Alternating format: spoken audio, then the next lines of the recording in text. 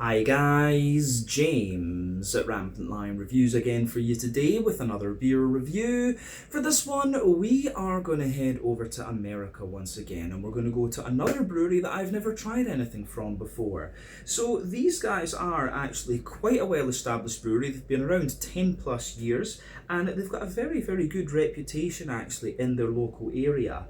But the beer we're going to have a look at today is one of their more old school releases, so I think it's quite a good place to start with for this brewery actually. And it's a style that I very much enjoy, and also a style that's enjoying something of a resurgent popularity at the moment. So yeah, needless to say, I'm really curious to see what this one's going to have in store for us. Hopefully it's another good beer. Hopefully it makes for an interesting review, and as always, I hope that you guys watching enjoy my take on this one as well.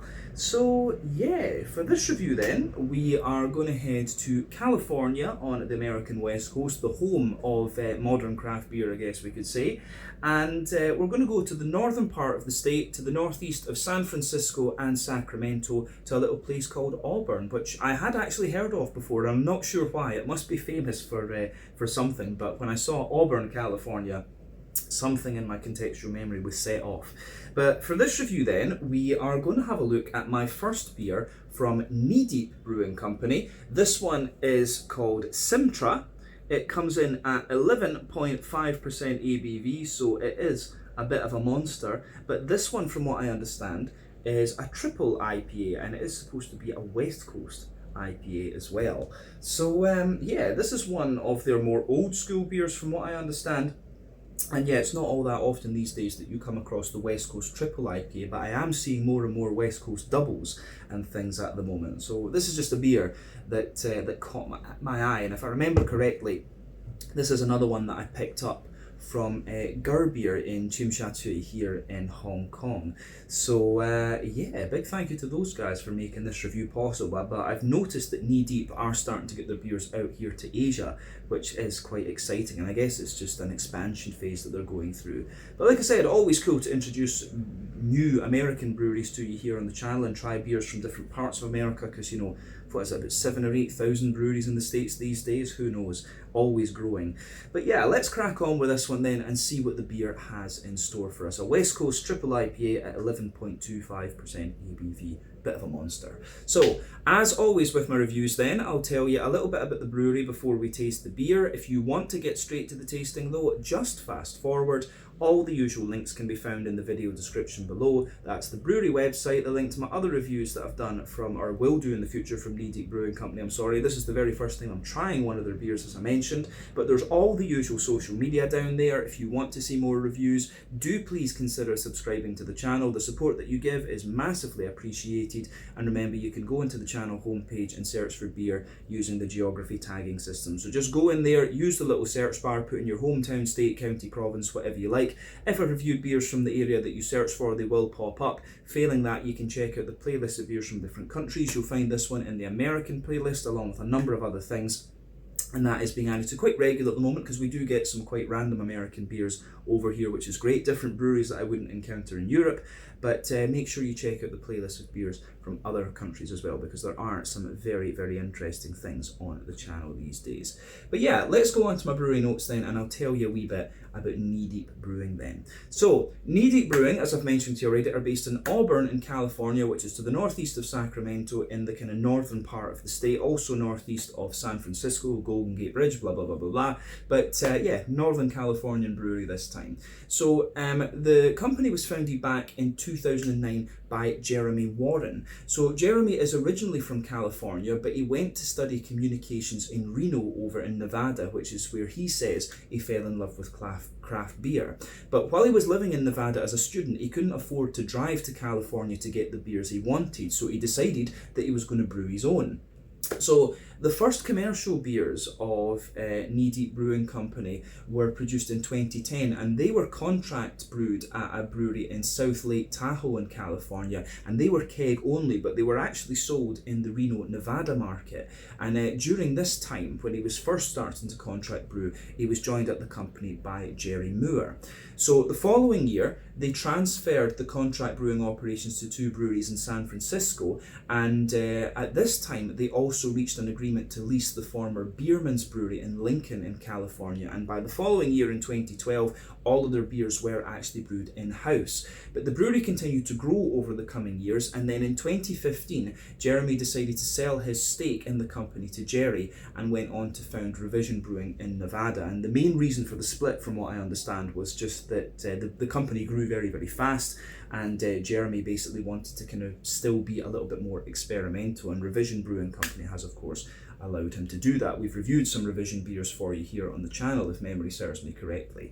But that year in 2015, they moved to their current base in a 37,000 square foot brewery. This place operates a 40 BBL brew kit, which is around 6,300 litres per brew. For those of you who don't use the Freedom Unit system, metric is just better, guys, I'm sorry. But they've got an array of fermenters in there from 60 to 120 BBL, so yeah, that's ranging from what, 12,000, nearly 13,000 litres up to about 26 or 27,000 litres. But they've got an on-site tap room as well, and they've been continuing to grow the infrastructure at this facility over the last few years. You know, these guys were founded 2010, it's 2024 now. They're about 15 years old, coming up for their 15th birthday actually. But as of April 2024, when I'm filming this review for you, these guys have produced 400 different kinds of beer according to Untappd, and that number will no doubt continue to increase as time goes on. But yeah, that is everything I can tell you about Knee Deep Brewing Company for the moment. The only other interesting thing to point out, I guess, about them would be, one of the interesting things to point out about them would be that they got in trouble with Sony because of their Breaking Bud beer, which they still do incidentally, which was a tribute to Breaking Bad. So yeah, I think that's an IPA, just a single IPA if memory serves me correctly, and that was one of the ones I could have got a can of that when I was down in Singapore recently, but you know, the Simtra was the one that really caught my eye because it is a bit of a beast. But yeah, as I say, 400 different beers from these guys, and lots of interesting things to try. But Simtra is, of course, one of their more old school releases. As we said earlier, this one is a West Coast IPA at 11.25% ABV, hopped, of course, with the legendary Simcoe and Citra hops. Both of these hops are American. Simcoe is going to give you about 12% alpha acid, and it's got this lovely kind of oily passion fruity character when you use it in a West Coast IPA. Citra, of course, is a little bit more complex, 14% alpha acid, but in a West Coast IPA it can give you grapefruit, peach, mango, and a sort of lemon limey character. But on occasion I have had a wee bit of kind of gooseberry and lychee out of it as well. But yeah, that's a kind of quick summary of the hops. There you can see the artwork on the can there. Really nice hop flowers on this one. But yeah, you can see Simtra, Knee Deep Brewing Company, and yeah, plain silver top on the can here. This is 1 American pint, which is 473 millilitres. I think in American, in the Freedom units thing, that's about 16 fluid ounces. But yeah, it says on the back here, Simtra is a triple India Pale Ale that packs a punch when it comes to the hops. Citra and Simcoe hops combine to produce smooth citrus and piney hop flavours, not meant for aging. Enjoy this triple fresh. Yeah, it says this one was canned actually in November 2023, and I've had this one actually in the fridge about a month, so I got this one in about March, so 4 months actually isn't too bad for an imported beer from America, and with it being a West Coast IPA, it probably will have held up quite well. These beers tend to be good for the first sort of 6 months or so, I would say, and it has been in the fridge for the majority of that time.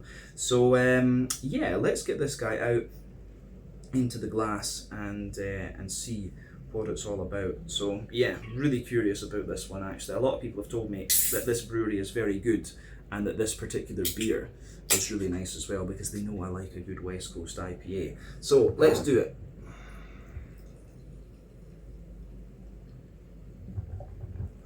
That looks good. All right. So let me just place everything so that my OCD is happy, but there we go. So before the head on this beer disappears, you can see that it poured with about a 1/3 to a half finger of a frothy, I would say, kind of perfect white head. That's faded away to be a kind of thinner foamy layer now, and that head is going to pretty much completely disappear and just leave a little bit of a ring around the edge of the glass there, which is to be expected when the beer is as high in ABV as it is. If I put my hand behind the glass here, you can see this one is a sort of light to medium amber colour.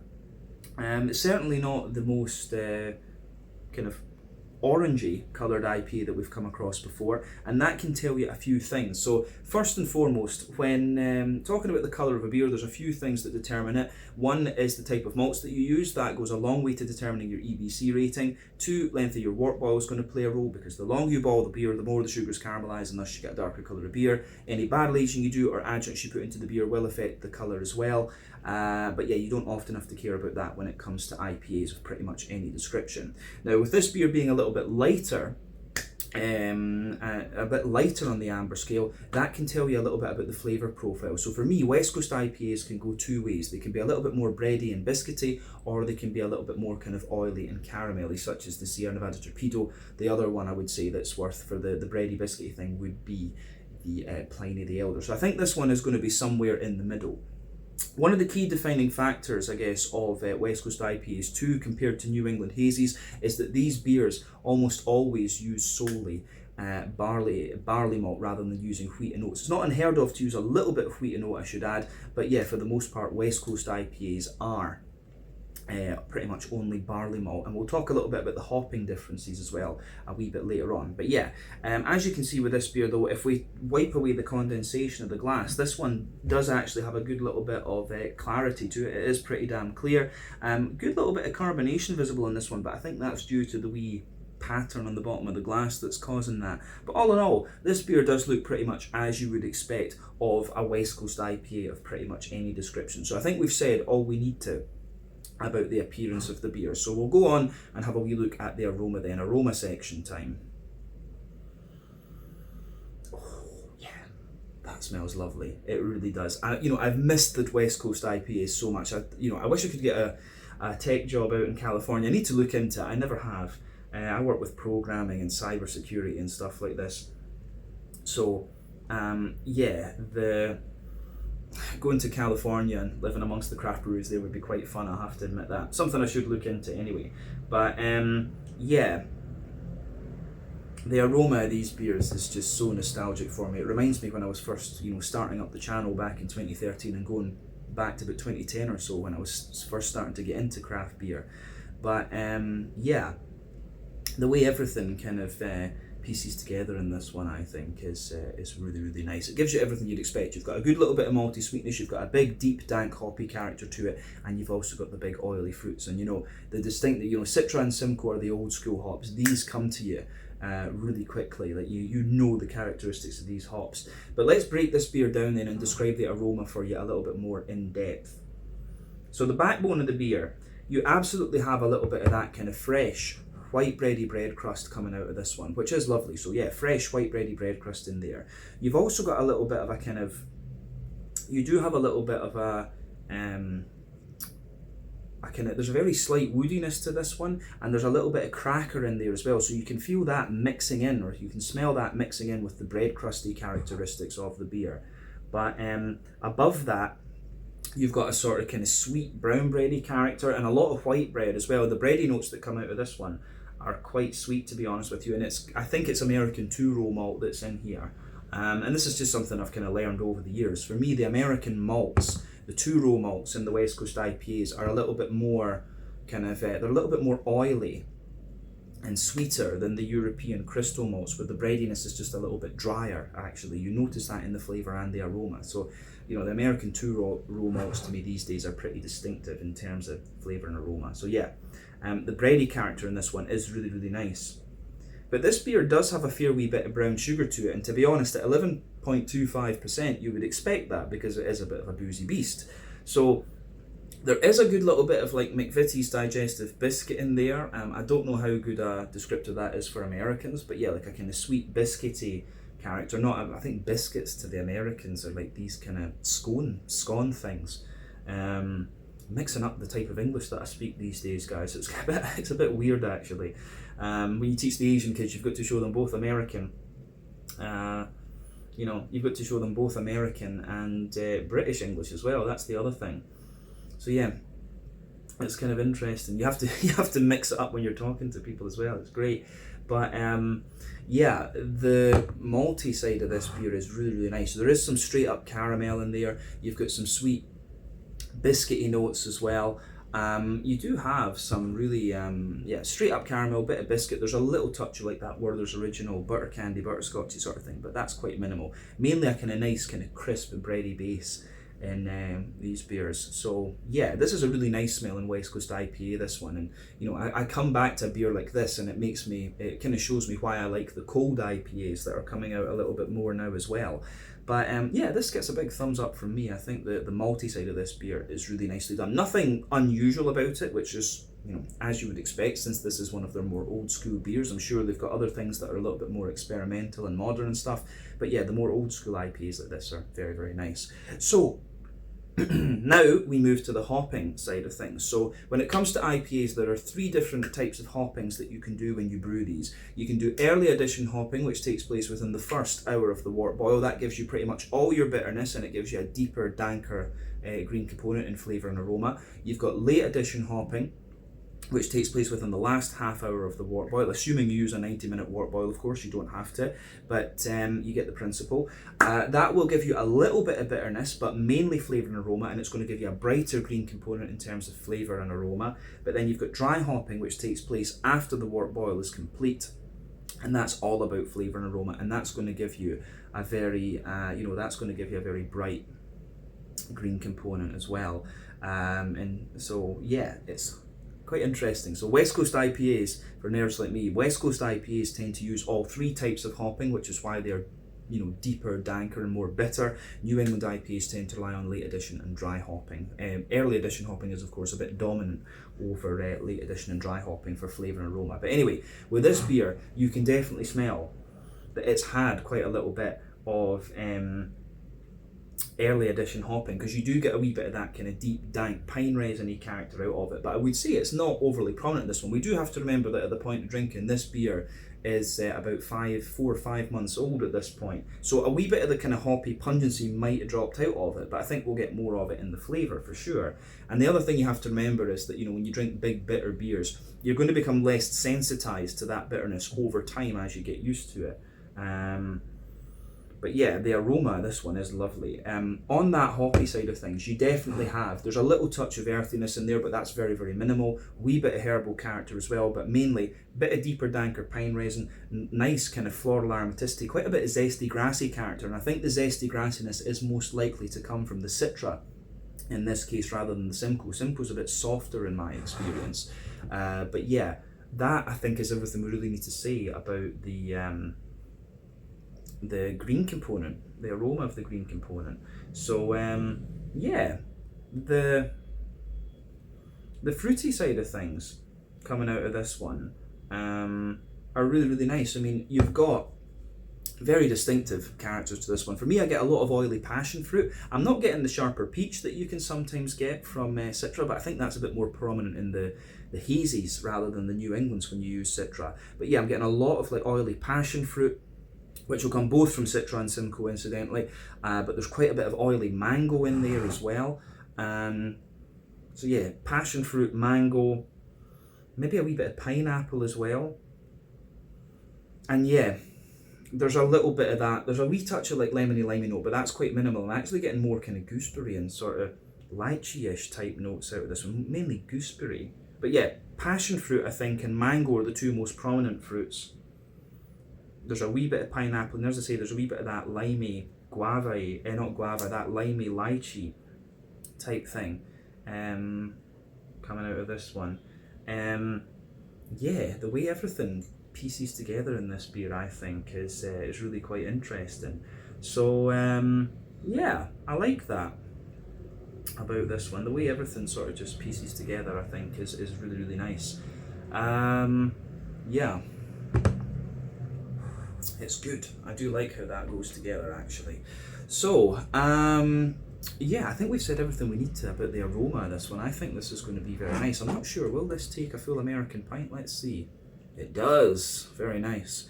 So, yeah, as I always say, take a bit of time to enjoy the aroma of your beer before you get stuck into it. But I think it is about time that we try this one and see what it's all about. So yeah, this is the Simtra, an 11.25% West Coast triple IPA from Knee Deep Brewing Company in Auburn, California. Really looking forward to this. I've heard great things about this beer. Slàinte, skål, cheers.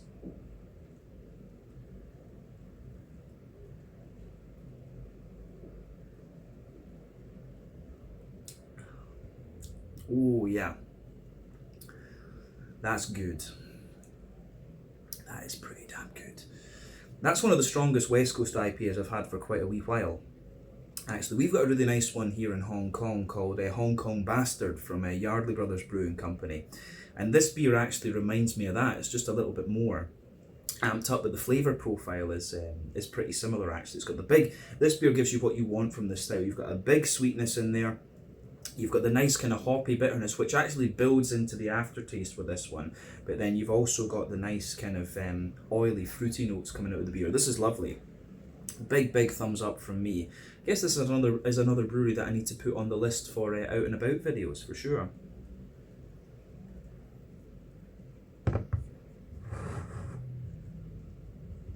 Yeah, I like that. It's good. So this is awesome.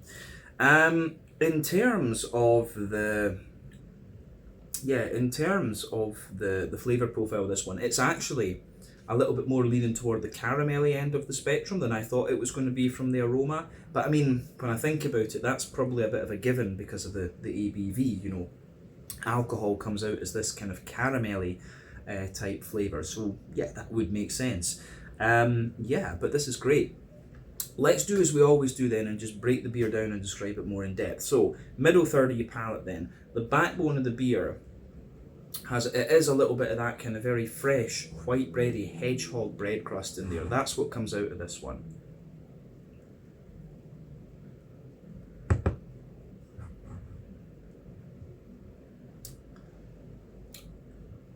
So yeah, for me,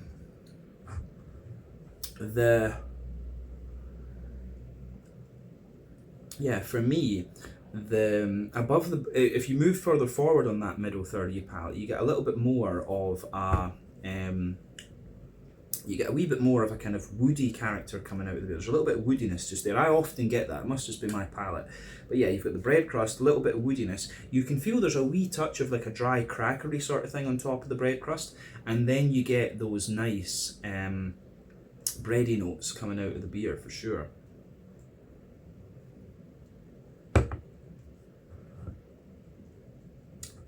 But yeah, on the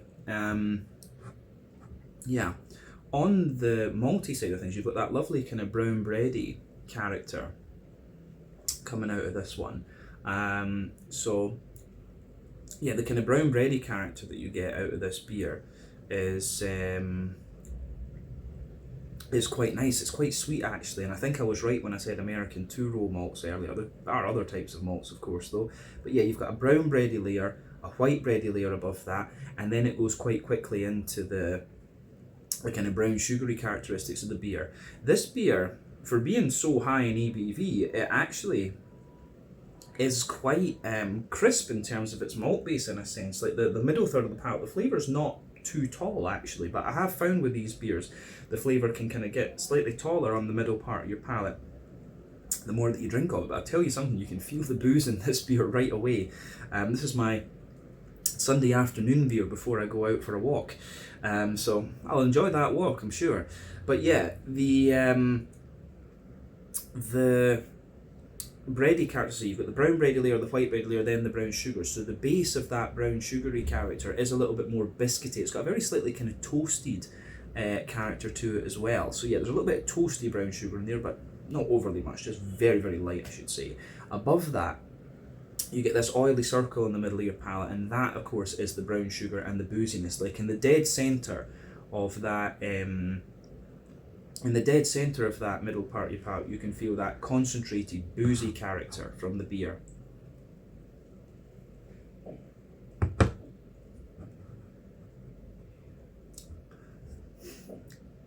The concentrated boozy character out of the beer sits there in the middle, and as you move further out from that, it gives you a little bit more of just the sweeter caramel. The caramel sort of sweetens up, and then at the edge of the palate you get the brightest caramel and a little bit of biscuit. And I think that kind of covers it very well. This beer is actually, it's quite straightforward, it's quite simple in terms of its malty composition, but it's just really nicely done.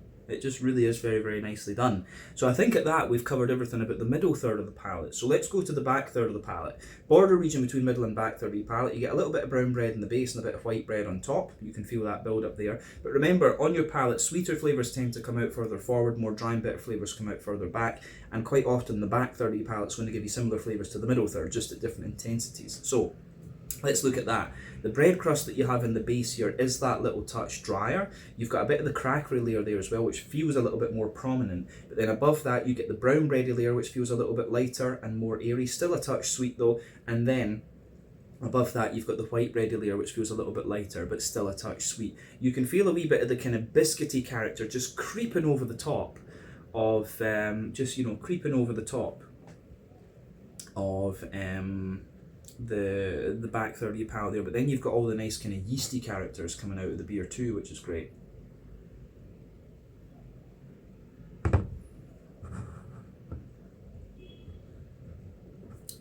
So the yeasty side of this beer, the yeast isn't too prominent in this one, but I always find you get a wee bit of it, particularly into the aftertaste. So the yeasty side of this beer for me, it's got a it's got a sort of, I would say it's got a sort of kind of like dry brown bready character in the centre. There's a bit of white bready character around the edge of it, and you've got a wee bit of a kind of McVitie's digestive biscuity sort of thing around the edge. So you get brown bread in the centre, white bread on the outside, and a wee bit of bread crusty character just going around all of that. Again, it's really nice.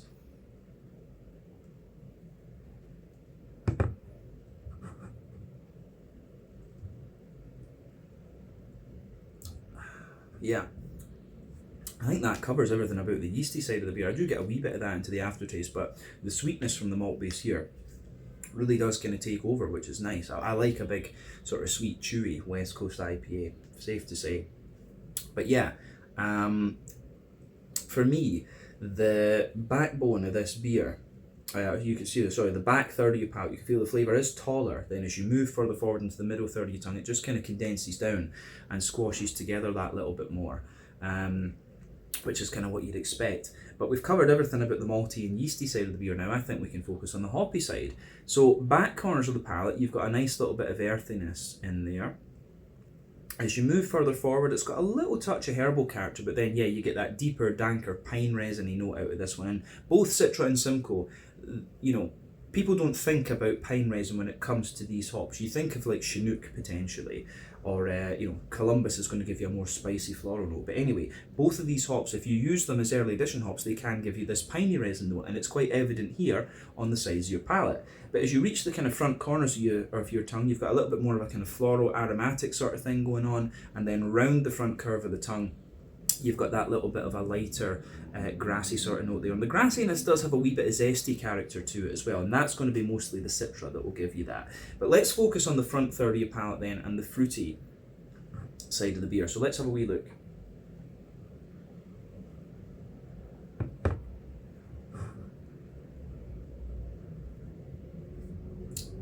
So yeah, the fruity side of the beer, for me, or if you go to that front third of your palate, the border region between front and middle third of your palate, you've got a little bit of brown bread in the base, the white bread on top. Then the base of that front third of your palate, you do have a little bit more of a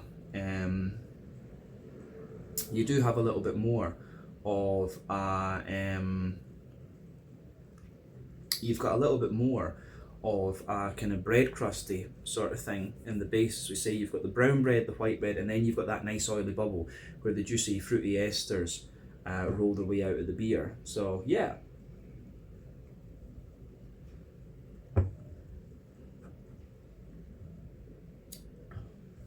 Yeah. So for me, the fruity side of this beer is kind of what you'd expect. If you know these hops, yeah, it's kind of like that. But this is quite a tropical leaning IPA for sure. So if you go to the back of that front third of your palate, the oily bubble, there's a wee bit of stronger grapefruit in there. As you move further forward, it's got a kind of oily passion fruity note to it, some nice mango as well. And then, yeah, as you move further forward from that, it's a wee bit apricotty, a wee bit kind of pineapple-like in there. And then as you move into the front half of that front third of your palate, it's got a wee bit more. It's actually a bit more kind of gooseberry-like, to be honest with you, but you get a wee bit of that lemony limey character behind the kind of front tip of your tongue. Like I say, this beer, you can see it's getting quite warm in here. I turned off the aircon to film the review because it just makes a noise, but yeah, you can see the glass is sweating a little bit with this beer. But yeah, the fruity profile on this one's nice, as I say. A bit of grapefruit, a lot of passion fruit, oily mango, wee bit of apricot and pineapple and stuff. Then yeah, wee bit of gooseberry and a kind of lemony limey character behind the front tip of the tongue. I think that's everything that we can say, pardon me, about the fruity side of this beer. And as I say, I can feel the booze with this one going to my head, which at 11.5%, it's going to happen.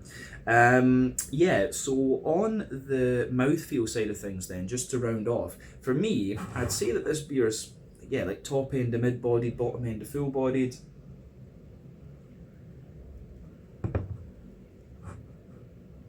Yeah, top end to mid-bodied, bottom end to full-bodied, generally speaking. For an IPA, a West Coast IPA, you can feel it's a bit thicker and a bit more oily. Slick and quite, I would describe this one as being oily, slick and kind of clean. I think those are good descriptors for this one. The IBU in this one is pretty much its saturation point. It says on the can here that it's 131 IBUs. So that's obviously calculated, because I think, when it comes to IBUs, a lot of people say just, do 100 because that's as much as you can really detect. And I thought that's how the scale was derived, in all honesty, but still, it is pretty much saturation point with the IBUs. Me having known this style for quite a while, that doesn't bother me much. I do like a little, I always want West Coast IPAs to have a bitterness. I get a bit annoyed when I try a new West Coast IPA that doesn't have the same level of bitterness to it, but that's just me.